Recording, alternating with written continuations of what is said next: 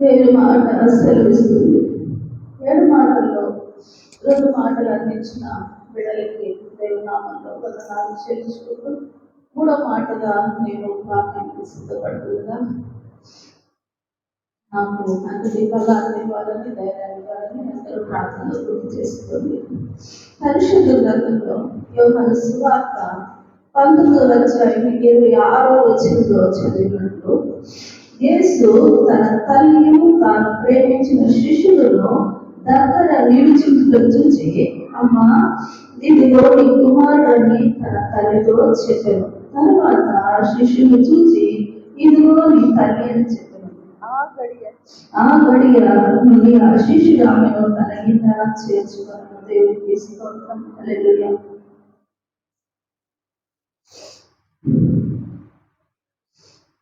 ఆ కుమారుడు ఆ తల్లి వైపు చూసినప్పుడు ఆ తల్లి చాలా దీనంగా రోధిస్తుంది. ఆ బిడ్డని ఆ తల్లి ఎంత ప్రేమగా, గారాబగా, లాలనతో చూస్తుందో ఆ తలంపులని ఆ తల్లి హృదయంలో మననం చేసుకుంటుంది. ప్రతి తల్లికి తెలుసు బిడ్డల విషయంలో బిడ్డలతో మనం ఎంత ప్రేమ అనే బాడీ కలుగుతామో. పరిశుద్ధురాలైన మరియమ్మ తల్లి, ఆ తల్లి ఎంత ప్రార్థన పరాలో, ఎంత పరిశుద్ధురాలో కనుకనే దేవాది దేవుడు ఆ తల్లి గర్భాన్ని ఎన్నుకొని లోక రక్షకుడిని ఆ తల్లి కడుపున ఉంచి మనకిచ్చినందుకు దేవుడికి స్తోత్రం. కానీ తండ్రి బాధ్యతను యేసయ్య నిర్వర్తిస్తూనే కూడా తన బాధ్యతను, ఈ లోక బాధ్యతను ఈనాటికి మరవలేదు. 7 మాటల్లో క్షమించే హృదయమే ఆయనలో ఆ మాటల్లో గోచరిస్తున్న తల్లి వైపు చూసి తన బాధ్యతని తను విడిచిపెట్టలేదు. కుమారుని వైపు చూస్తాడు, తల్లి వైపు చూస్తాడు. అమ్మా, ఇదిగో నీ కుమారుడని యేసయ్య వైపు చూస్తున్నాడు. అలాగే ఇదిగో నీ తల్లి అని ఆయన చెప్తున్నాడు. ఎంత బాధ్యత కదా! దేవుడు అంత శ్రమలు అనుభవిస్తూనే, అంత బాధలు అనుభవిస్తూనే, రక్తసిద్ధ గాయాలతో, ఆ ఎండ వేడితో ఆ శరీరం అంతగా నలిగిపోతూనే కూడా ఆ తల్లిని మర్చిపోవటం లేదు. తన బాధ్యతని ఆయన గుర్తించుకుంటున్నాడు. అమ్మా, ఇదిగో నీ కుమారుడు, ఇదిగో శిష్యుడితో చూసి ఇదిగో నా తల్లి అని తన బాధ్యతని శిష్యుడికి తెలియచేస్తున్నాడు. ఆ క్షణం నుంచి ఆ తల్లిని ఆ శిష్యుడు చేర్చుకున్నాడు. ఎంత దయనీయమైన పరిస్థితి వేసేది, కానీ తల్లిని మర్చిపోలేదు. ఆ తల్లి కుమిలిపోతుంది, దిగులు పడుతుంది. ఏడుపు నోటు నుంచి బయటికి రానిక తల్లి మననం చేసుకుంటుంది. ఆ బిడ్డతో గడిపిన క్షణాలు, ఆ బిడ్డ ఉన్న క్షణాలు తలపోసుకుంటుంది. నా బిడ్డ ఇంత ఘోర పరిస్థితిలో ఉన్నాడని కుమిలి ఏడుస్తుంది, చెప్పలేకపోతుంది. వెంటనే ఆ తల్లి, ఆ కుమారుడు మాట అనగానే ఆ తల్లి కడుపులో వేదన బయటకు వస్తుంది. ఇంత శ్రమలో కూడా నా బిడ్డ నన్ను విడిచిపెట్టడం లేదే అని మాదిరి చూపించాలని చాలా సంఘాల్లో సేవకులు కానీ చాలా మంది కానీ అంటుంటారు. మాదిరి ఏంటి? మాదిరి మాటల్లోనే ఉంటుంది కానీ చేతల్లో ఉంటుంది. క్షమించేవాడికి ఎవరికి ఉంటుంది. మనందరం కూడా అలాంటి వారమే కాదు. మనం మార్చుకోవాలి, మన మనస్థితి మార్చాలి. మనం కూడా యేసయ్యలాగా తల్లి పట్ల, తల్లిదండ్రుల పట్ల బాధ్యత కలిగి ఉండాలి. తండ్రి సంపాదించుకొస్తాడు, తల్లి బాధ్యత వహిస్తుంది అని అంటున్నారు. తండ్రి కూడా బాధ్యతే. తల్లిని పిలిచి, భార్యని పిలిచి బిడ్డల క్షేమ సమాచారం తెలుసుకుంటూ, బిడ్డల తప్పప్పులు తల్లికి మాత్రమే తెలుసు. ఆ తల్లితో భార్య భర్త ఇద్దరు షేర్ చేసుకుంటూ బిడ్డలు ఇలా పెంచాలి, దేవుళ్ళు పెంచాలి, ఈ విధంగా వాళ్ళకి ప్రేమ పూరిత వాతావరణం కల్పించాలి అని అనుకోవాలి. అంతేకాని బిడ్డల్ని వెతిగా విడిచిపెట్టకూడదు. సామెతల గ్రంథం 20 దేవుని వాక్యం సెలవిస్తుంది, బాలుడు నడవవలసిన త్రోవను వారికి మనం నేర్పించినప్పుడు దానిలోంచి వాళ్ళు ఎప్పుడు కూడా తొలగిపోరు.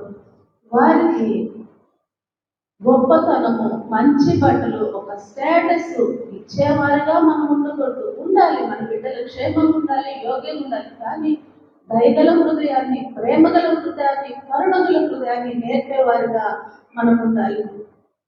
బిడ్డలు తప్పు చేసినప్పుడు ప్రేమతో ఓరిమితో బాధ్యతగా చెప్పాలి, దండించే దగ్గర దండించాలి. అలాగని దేవుడు బెత్తం వాడమన్నాడని నిరంతరం బెత్తం మనము వాడకూడదు. ప్రేమతో కూడా బిడ్డల్ని మనం మార్చుకోవచ్చు. హల్లెలూయా. మనము 10 ఆజ్ఞలు మనము ఏనాడైతే బిడ్డలకి నేర్పిస్తామో నమ్మదగిన దేవుని వాళ్ళు నిరంతరంగా వాళ్ళ హృదయంలో కలిగి ఉంటారు.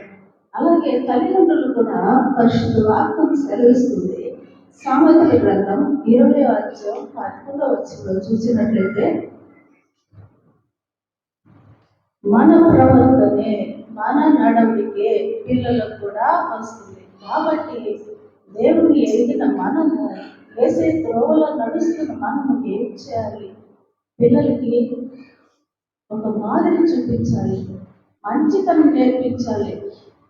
స్వార్థము, కుళ్ళు, కుట్ర, ద్వేషాల జోలికి పోనీకుండా బిడ్డల్ని చాలా ప్రేమతో మంచిగా పెంచుకోవాలి.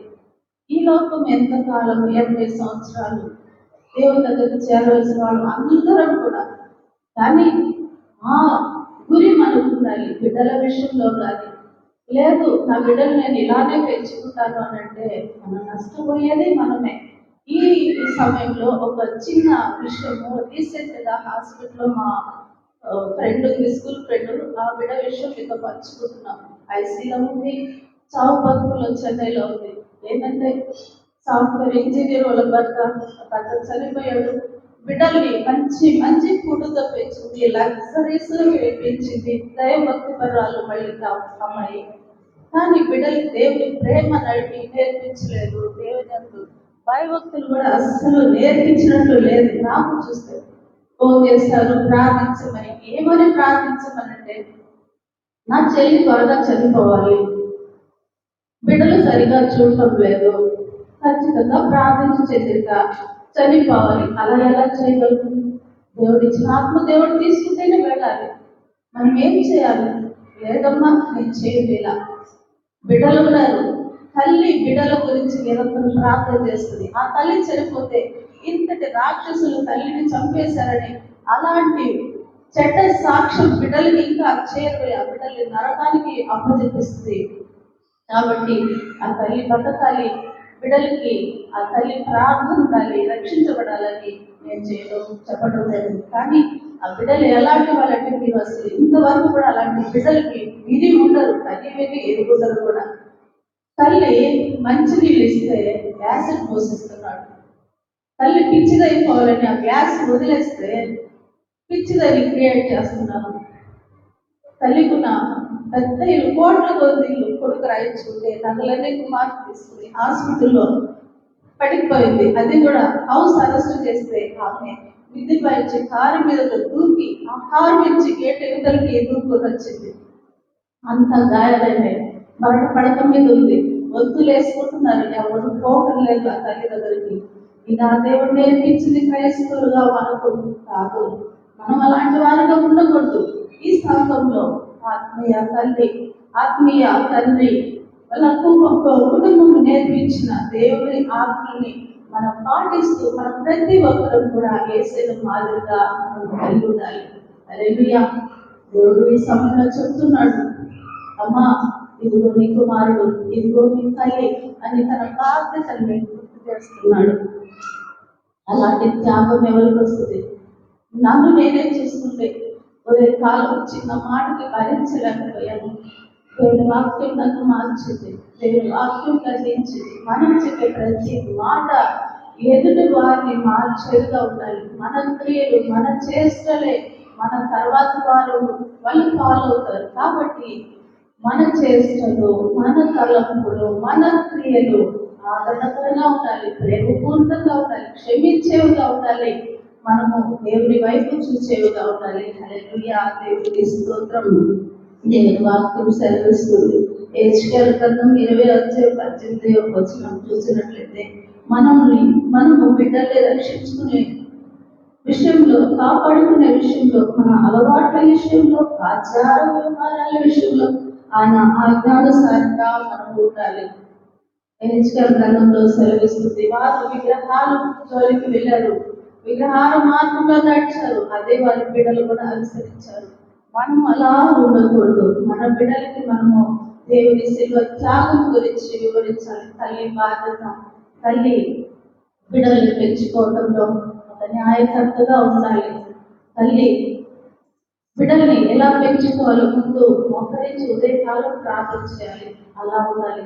ఇంకొక తల్లి విషయంలో చూస్తే ఇంకొక బిడ్డ త్యాగం ఎలాంటిదంటే, తల్లి ఆ బిడ్డ ఎంతో కష్టాలు పడింది, ఎన్నో వేదనలు భరించింది. తల్లికి చెప్పుకుంది, అమ్మా నేను చాలా బాధపడుతున్నాను, ఫలాని వాళ్ళ అంటే ఆ తల్లి తల్లి కుమార్తె మాట వినుకుంటా వేరే వాళ్ళ మాట విని ఆ బిడ్డకి వచ్చే ప్రతి సంబంధాన్ని ఆ బిడ్డకి దూరం చేసింది, ఎంతో కష్టాలు బాధేస్తుంది. కానీ ఆ కుమార్తె ఆ మనసులో ఏది ఇచ్చుకోకుండా కూడా ఆ తల్లిని ఎంతో ప్రేమగా ఆదరణగా చూస్తుంది.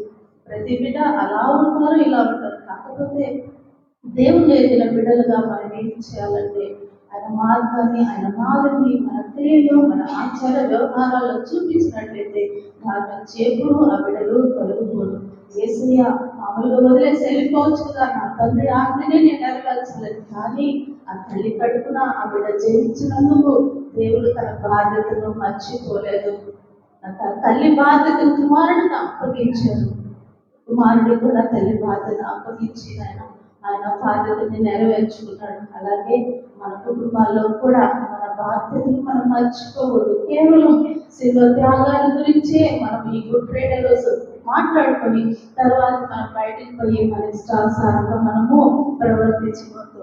తండ్రి ఎలా ఆయన మాదిరి ప్రతి విషయంలో చూపించాడో అలా ప్రతి విషయంలో కూడా మనం మన బిడ్డలకు మాదిరి చూపించినట్లయితే, మన ధర్మాన్ని నిర్వర్తించినట్లయితే బిడ్డలు కూడా ప్రతి వార ధర్మాన్ని మన పట్ల నెరవేరుస్తారు. ముఖ్యంగా దేవుని యొక్క భయభక్తులు మన బిడ్డలు పెంచుకున్నప్పుడు ఆ బిడ్డలు ఆజ్ఞల నుంచి దేవుని నుంచి తొలగపోని వారుగా ఉంటారు.